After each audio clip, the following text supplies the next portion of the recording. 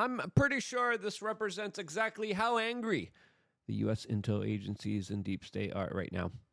Making fun of my hair makes me angry. You wouldn't like me when I'm angry.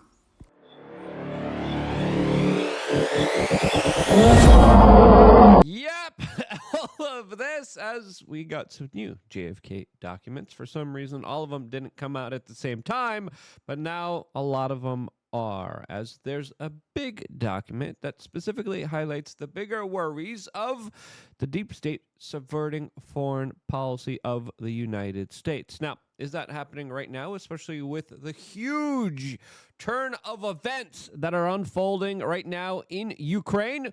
Well, probably, and most likely here, as the situation definitely became a lot more severe, as the Russians are really not happy with what's going on. As you could expect, energy prices to go up significantly now, especially in Europe, as the one stipulation that they tried to agree with, the one thing that they said, hey, we just stop doing this will lead to peace, has been violated. If I'm Donald Trump, I am furious, as it's probably that kind of intertwined deep state that's calling the shots here. All of this, as earlier today, we reported to you that the Ukrainians have decided to launch a very major drone attack into Russia, specifically not only going after their energy infrastructure, but their strategic bomber air base that has nuclear weapons capabilities.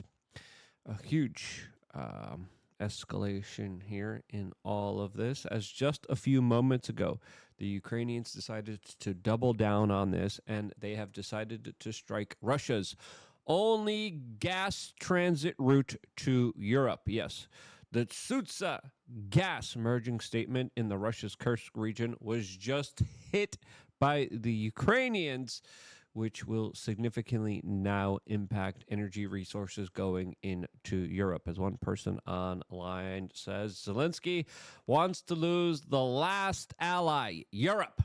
As now a lot of people are saying that this was a critical hub for Russian gas transiting to Europe via Ukraine, which was the final supply route after others shut down. Its destruction will, quote, cut off Europe's affordable gas, spike energy prices, and may hit every European wallet, especially during the heating season.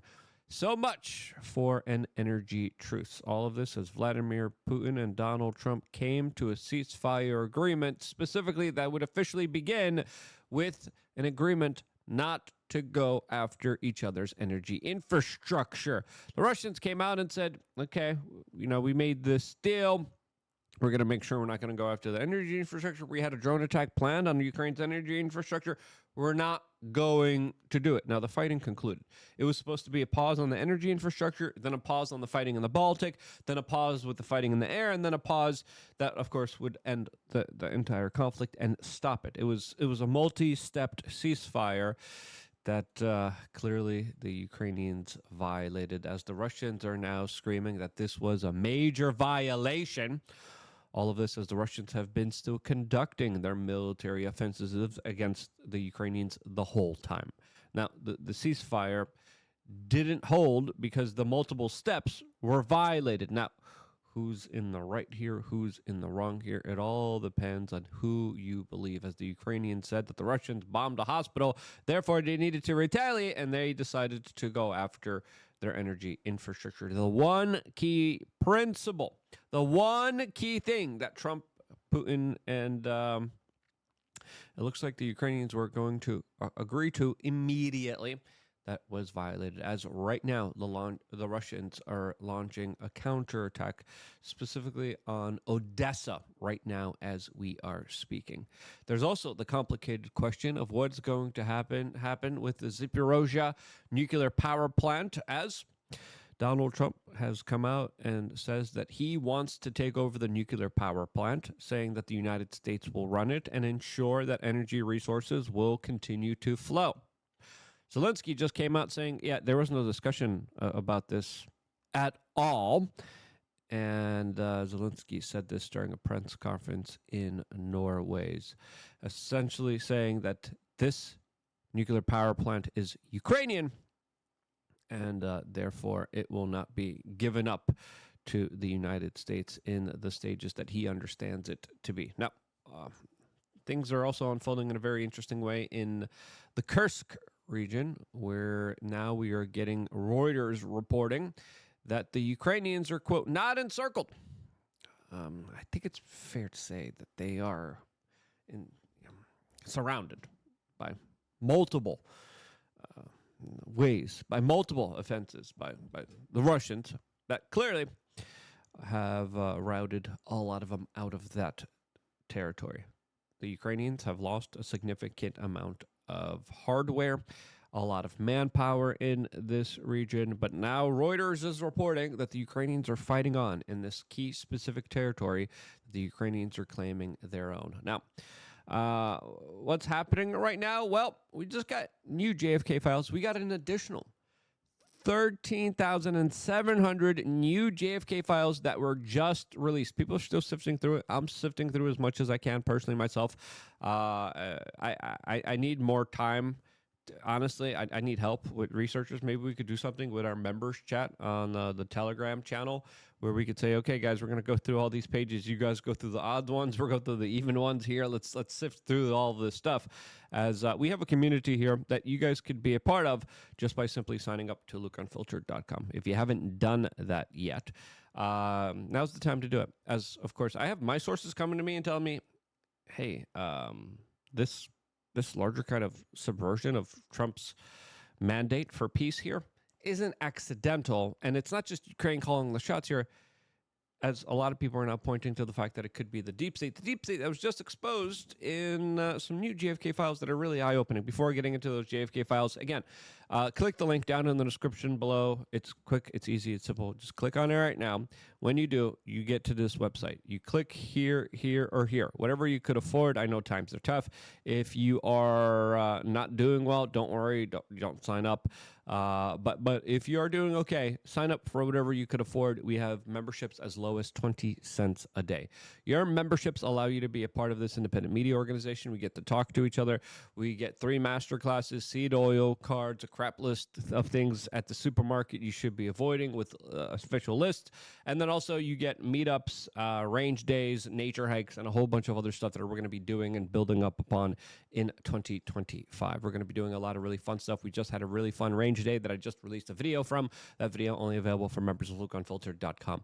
That apocalypse survival training guide might be needed with just how far the situation is escalating in Europe, as it's not only going to be energy resources that are going to be in short supply, there's also going to be a lot of short supply of peace, as clearly it's fair to say that Trump coming in here and automatically creating this energy infrastructure deal that has been immediately violated and continues to be violated highlights that there are bigger efforts here trying to undermine his peace deal.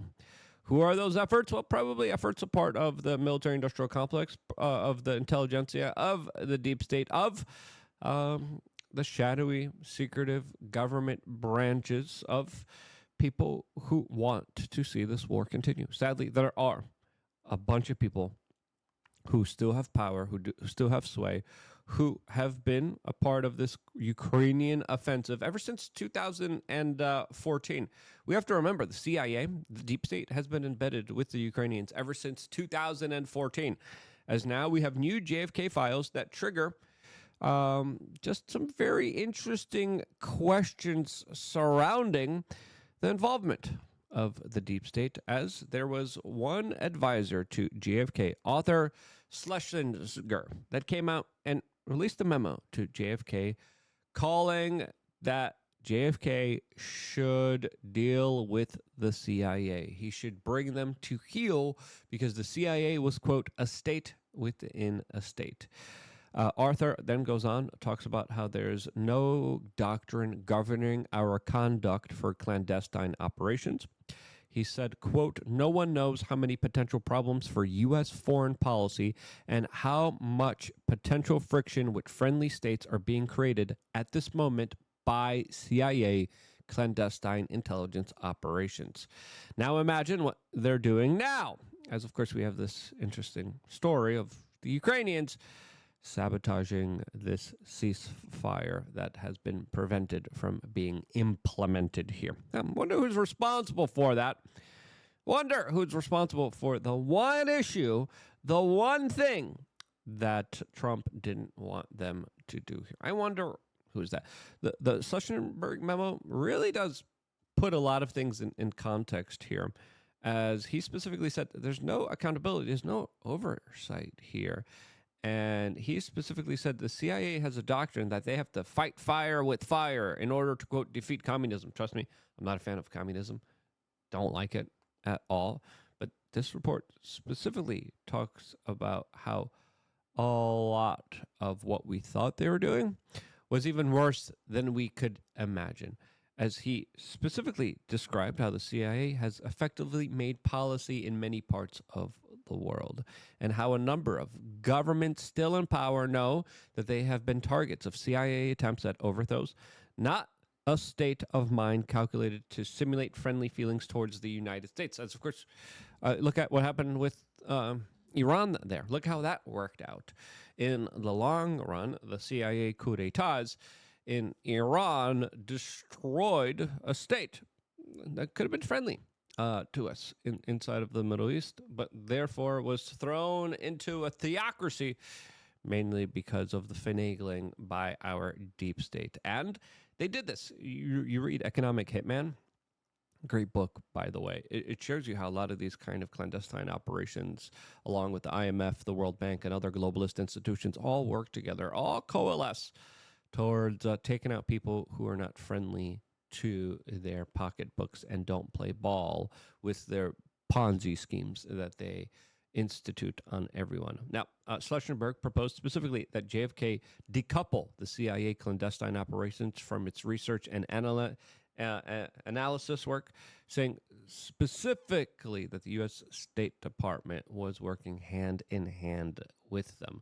Schlesinger proposed a drastic overhaul of the State Department to, quote, rein in these CIA clandestine operations that he said were running amok and clearly not winning us any favorable treatment from a lot of countries around the world who saw us as specifically a threat.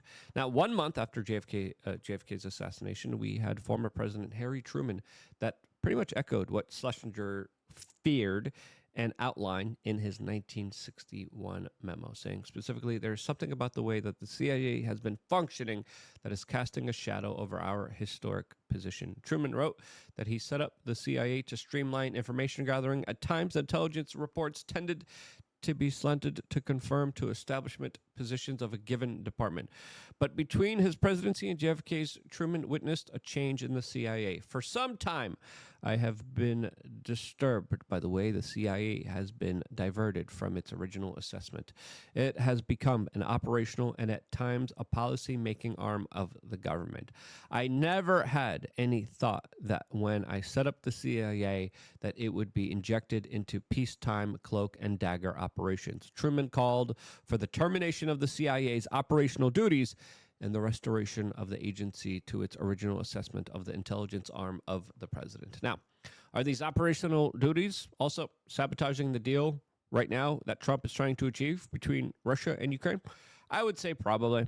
When we look at the highly trained troops and the brigades in Ukraine that are some of the best fighters, and again, some of those fighters are fierce fighters, the best fighters probably in the world, especially now with all the combat experience that they have right now. It's the Foreign Legion that has been created in part by the CIA.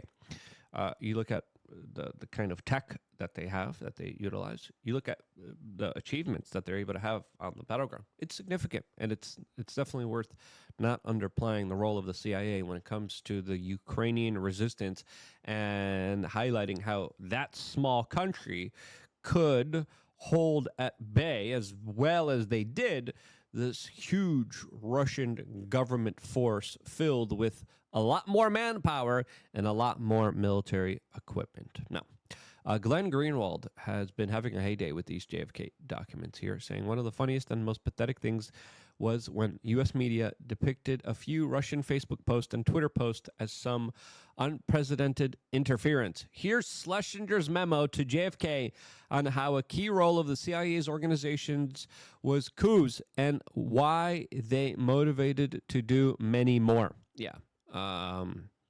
An important context to kind of think about here with these documents that have been delivered to us and what is probably happening right now, as we have the U.S. State Department playing an active role, as just exposed, when it comes to censorship of media, censorship of information. State Department, again, another kind of arm of the CIA here. The CIA that also specifically made sure that they covered up their role when it came to helping, aiding, and abetting create a novel coronavirus that just happened to be done at a factory where the city in it just happened to naturally get sick with that same kind of sickness because they said some guy shoved a pangolin down his mouth hole. Yeah. People who exposed it, like us and other independent media outlets like Zero Hedge, were censored significantly for doing so. Now, there's also a lot of significant scuttlebutt and rumors about bioweapons lab facilities being done in Ukraine.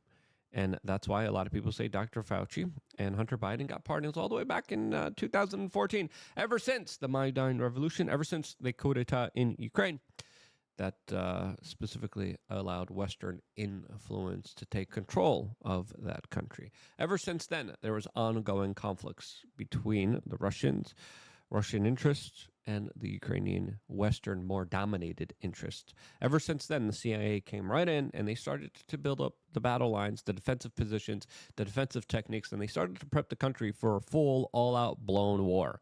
As the first bullet started flying, the first bomb started flying in 2014. Now it has slowly escalated and created this absolute disaster of a situation that Donald Trump is doing his best trying to wrangle, trying to stop, trying to say, hey, can we please just listen, just let's create a ceasefire here. Once we have the ceasefire, then we could come down, then we could sit down, we could stop the butchering of young Slavic men. First thing we do, we got to stop with the infrastructure attacks. Cool? Yeah, you're going to do that? All right, you're going to do that? All right, cool. Boom, now we're attacking infrastructure attacks? You're telling me that this is not done deliberately to blow up this deal? Come on now. It's not a good day, as if this peace deal falls through, and now it looks like it will. If I'm Trump, I'm furious at the Ukrainians right now because they went up against what Trump has been promising to do here for a very long time. But it's not just the Ukrainians. It's probably this deep state that wants to continue this conflict forever and not give Trump that victory of being the peacemaker here. That's probably what's going on from my own personal assessment and opinion. Do you think I am wrong? If you think I am, let me know why down in the comment section below. I always appreciate your constructive criticism. I always appreciate your input, and I wouldn't be here if I wasn't be able to, if I'm not able to listen to you and to have a constructive conversation. Sign up to lukeunfiltered.com. I want to talk to more of you guys. We had a lot of great people when we had a call-in show. People call in and they would debate me on this. It's great to have those debates. I love having those debates. I love having those conversations. I think those conversations and I think those debates are worth having. Tell me if I'm wrong down in the comment section below, but so far I'm seeing a path towards more perpetual war. And if this peace deal falls through, man, this war is going to be big. It's going to be vast. It's going to be massive, and it's going to be absolutely destructive. Pray for peace. I love you guys. Stay tuned for more here on youtube.com/wearechange.